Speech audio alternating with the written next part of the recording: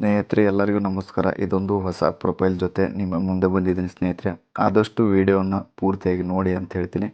ನೋಡಿದರೆ ಮಾತ್ರ ನಿಮಗೆಲ್ಲ ಅರ್ಥ ಆಗುತ್ತೆ ಅಂತ ಹೇಳ್ತೀನಿ ಸ್ನೇಹಿತರೆ. ವೈಯಕ್ತಿಕ ಮಾಹಿತಿ: ಹೆಸರು ಸುಮಿತ್ರಾ ಪಿ, ವಯಸ್ಸು 30 ವರ್ಷ, ಎತ್ತರ 5 ಅಡಿ 3 ಇಂಚು ಅಂತ ಹೇಳಿದ್ದಾರೆ. ವೈವಾಹಿಕ ಸ್ಥಿತಿ 2ನೇ ಮದುವೆ, ಭಾಷೆ ಕನ್ನಡ ಅಂತ ಕೂಡ ತಿಳಿಸಿದ್ದಾರೆ. ಬಣ್ಣ ಗೋಧಿ ಬಣ್ಣ ಅಂತ ಹೇಳಿದ್ದಾರೆ ಸ್ನೇಹಿತರೆ. ತುಂಬ ಒಳ್ಳೆ ಪ್ರೊಫೈಲ್ ಕೂಡ, ಚೆನ್ನಾಗಿರೋ ಪ್ರೊಫೈಲು. ವಿಡಿಯೋನ ಪೂರ್ತಿಯಾಗಿ ನೋಡಿ ಮತ್ತು ಬೇರೆಯವರಿಗೆ ಶೇರ್ ಮಾಡಿ ಅಂತ ನಾನು ಹೇಳ್ತೀನಿ. ಕುಟುಂಬ: ತಂದೆ ನಿವೃತ್ತ ಸರ್ಕಾರಿ ನೌಕರ, ತಾಯಿ ಗೃಹಿಣಿ, ಒಬ್ಬ ಸಹೋದರ. ಗೌರವಾನ್ವಿತ ಕುಟುಂಬ ಅಂತ ಕೂಡ ಹೇಳಿದ್ದಾರೆ ಸ್ನೇಹಿತರೆ. ತುಂಬ ಗೌರವದಿಂದ ಇರುವಂಥ ಕುಟುಂಬ ಅಂತ ಕೂಡ ಹೇಳಿದ್ದಾರೆ. ಶಿಕ್ಷಣ PUC, ಉದ್ಯೋಗ ಬ್ಯೂಟಿ ಪಾರ್ಲರ್ ಮತ್ತು ಬಟ್ಟೆ ವ್ಯಾಪಾರ ಕೂಡ ಇದೆ ಅಂತ ಹೇಳಿದ್ದಾರೆ. ಸ್ವಂತ ಆದಾಯ ಹೊಂದಿದ್ದಾರೆ ಅಂತ ಕೂಡ ಹೇಳಿದ್ದಾರೆ ಸ್ನೇಹಿತರೆ. ನೋಡ್ಬೋದು, ತುಂಬ ಒಳ್ಳೆಯವರು. ಜೀವನದ ಕತೆ: ಸುಮಿತ್ರಾ ಜೀವನದಲ್ಲಿ ಅನೇಕ ಕನಸುಗಳನ್ನು ಕಂಡಿದ್ದರು ಅಂತ ಹೇಳಿದ್ದಾರೆ. ಸಂತೋಷದ ಕುಟುಂಬ, ಪ್ರೀತಿಯ ಜೀವನ, ಸಂಗಾತಿ ಮತ್ತು ಸುಂದರ ಭವಿಷ್ಯದ ಕನಸು. ಆದರೆ ಕೆಲ ಸಂದರ್ಭಗಳಲ್ಲಿ ಜೀವನ ನಮ್ಮ ನಿರೀಕ್ಷೆಯಂತೆ ನಡೆಯುವುದಿಲ್ಲ. ಮದುವೆಯ ನಂತರ ಕೆಲವು ವೈಯಕ್ತಿಕ ಕಾರಣಗಳಿಂದ ಅವರು ದಾಂಪತ್ಯ ಜೀವನ ಮುಂದುವರಿಯಲಿಲ್ಲ ಅಂತ ಕೂಡ ಹೇಳಿದ್ದಾರೆ. ಯಾಕಂದರೆ ಅಂದ್ಕೊಂಡಿರೋ ಥರ ಯಾವ ಜೀವನವೂ ಸಾಗಲ್ಲ, ಯಾವ ಥರನೂ ನಡೆಯಲ್ಲ ಅಂತ ನಾನು ಹೇಳ್ತೀನಿ. ಯಾಕಂದರೆ ಪ್ರತಿಯೊಬ್ಬರು ತಮ್ಮ ಕನಸುಗಳು ಒಂಥರ ಇದ್ದೇ ಇರುತ್ತೆ. ಅದಕ್ಕೆ ಕಾರಣಗಳು ಗಂಡ ಬೇರೆಯವರ ಜೊತೆ ಅಕ್ರಮ ಸಂಬಂಧ ಹೊಂದಿದ್ದರು ಅಂತ ತಿಳಿಸಿದ್ದಾರೆ. ಅವರಿಗೆ ತುಂಬ ಕಿರುಕುಳ ಕೂಡ ಕೊಡುತ್ತಿದ್ದರು. ಅದೇ ಕಾರಣದಿಂದ ಅವರಿಂದ ನಾನು ವಿಚ್ಛೇದನವನ್ನು ಪಡೆದಿದ್ದೇನೆ ಅಂತ ತಿಳಿಸಿದ್ದಾರೆ. ಈ ಅಕ್ರಮ ಸಂಬಂಧ ಅನ್ನೋದು ಒಂಥರ ರೋಗ ಇದ್ದಂಗೆ ಸ್ನೇಹಿತರೆ. ದಯವಿಟ್ಟು ಯಾರೂ ಆ ಥರ ತಪ್ಪನ್ನು ಮಾಡೋಕ್ಕೆ ಹೋಗಬೇಡಿ ಅಂತ ಹೇಳ್ತೀನಿ. ಇದ್ದರೂ ಕೂಡ ಮದುವೆ ಮುಂಚೆನೇ ಬೇರೆ ಅವರ ಹತ್ರ ತಿಳಿಸಿ ಅಂತ ನಾನು ಹೇಳ್ತೀನಿ. ಅಕ್ರಮ ಸಂಬಂಧದಲ್ಲಿ ಇದ್ದಂಥ ಗಂಡನ ಜೊತೆ ಯಾವ ಹೆಣ್ಣು ಕೂಡ ಸಂಸಾರವನ್ನು ನಡೆಸುವುದಿಲ್ಲ ಅಂತ ಹೇಳಿದ್ದಾರೆ. ಅವರು ನನಗೆ ತುಂಬ ಕಿರುಕುಳವನ್ನು ಕೊಡುತ್ತಿದ್ದರು ಮತ್ತು ಕುಡಿದು ಮದ್ದಿನಲ್ಲಿ ನನ್ನನ್ನು ಹೊಡೆಯುತ್ತಿದ್ದರು. ತುಂಬ ಹಿಂಸೆಯನ್ನು ಕೂಡ ಕೊಟ್ಟಿದ್ದಾರೆ ಅಂತ ತಿಳಿಸಿದ್ದಾರೆ. ಕುಡಿತದ ಚಟದಿಂದ ಮತ್ತು ಅಕ್ರಮ ಸಂಬಂಧ ಚಟದಿಂದ ಅವರು ಹಾಳಾಗಿ ಹೋಗಿದ್ದಾರೆ ಅಂತ ಕೂಡ ಹೇಳಿದ್ದಾರೆ.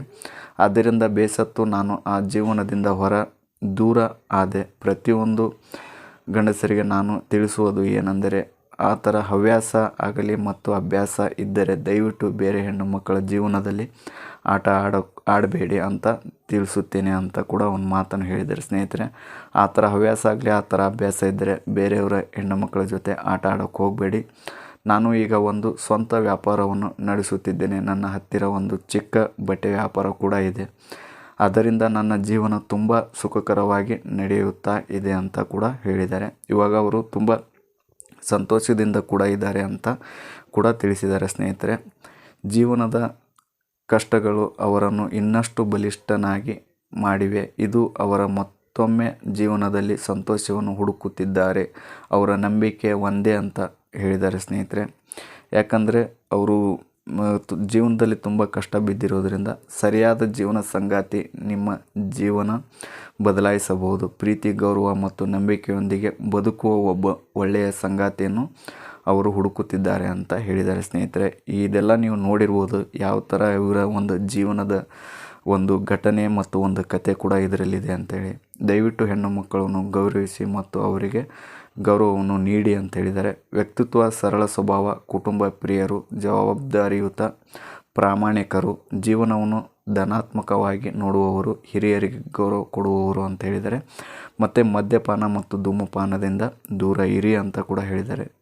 ನಿರೀಕ್ಷಿತ ವರ: ವಯಸ್ಸು 32ರಿಂದ 40 ವರ್ಷ ಒಳಗೆ ಇರಬೇಕಂತ ಹೇಳಿದ್ದಾರೆ. ಉದ್ಯೋಗ ಅಥವಾ ಸ್ವಂತ ವ್ಯಾಪಾರ ಇದ್ದರೂ ಪರವಾಗಿಲ್ಲ ಅಂತ ಹೇಳಿದ್ದಾರೆ. ಕುಟುಂಬದ ಮೌಲ್ಯಗಳಿಗೆ ಗೌರವ ಕೊಡುವವರು, ಒಳ್ಳೆಯ ಸ್ವಭಾವದವರು. 2ನೇ ಮದುವೆ ಅಭ್ಯರ್ಥಿಗಳಿಗೂ ಸ್ವಾಗತ ಅಂತ ಹೇಳಿದ್ದಾರೆ. ನೀವು 2ನೇ ಮದುವೆ ಆಗಲು ಇಚ್ಛೆ ಇದ್ದರೂ ಪರವಾಗಿಲ್ಲ, ಇಲ್ಲ ಮದುವೆ ಆಗದಿದ್ದರೂ ಪರವಾಗಿಲ್ಲ ಅಂತ ಹೇಳಿದ್ದಾರೆ.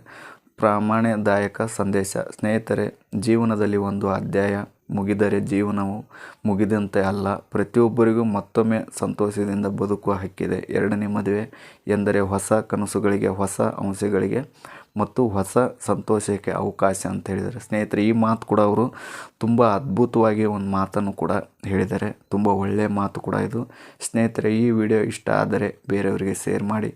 ಹೆಣ್ಣು ಮಕ್ಕಳಿಗೆ ಗೌರವ ಕೊಡಿ. ಸಬ್ಸ್ಕ್ರೈಬ್, ಶೇರ್, ಲೈಕ್, ಕಮೆಂಟ್ ಮಾಡೋದನ್ನು ಮರೆಯೋಕ್ಕೆ ಹೋಗಬೇಡಿ. ನಿಮ್ಮ ಅನಿಸಿಕೆಗಳನ್ನು ನಮ್ಮ ಕಮೆಂಟ್ ಮುಖಾಂತರ ತಿಳಿಸಿ ಅಂತ ಹೇಳ್ತೀನಿ. ಮತ್ತೆ ಸಿಗೋಣ ಬೇರೆ ವಿಡಿಯೋ ಮತ್ತು ಬೇರೆ ಪ್ರೊಫೈಲ್ ಜೊತೆ ನಿಮ್ಮ ಮುಂದೆ.